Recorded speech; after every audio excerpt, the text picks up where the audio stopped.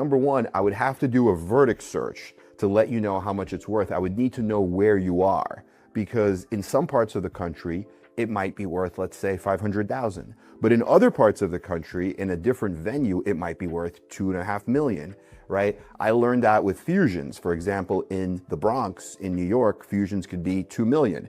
But in a rural conservative part of Virginia, somebody asked me and I did a verdict search and over there it was like 200,000, even 150. So that would be a critical factor.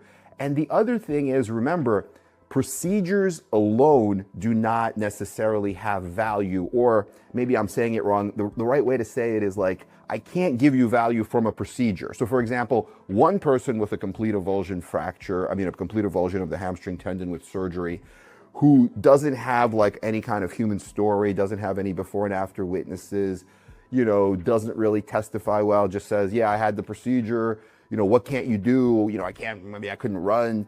And that's all he says, right? He might only get like, 200,000, but somebody else who explains that, they used to coach their sons like softball or their sons little league. Now they can't do that. Now the son is upset, right? They have the son testify. They have coworkers testify. He used to, do something like go up and down the stairs at work. Now he can't do that. He's out of work. That's much more powerful. You have stories, you have moments in time, you have how the holidays were affected, right? Everything.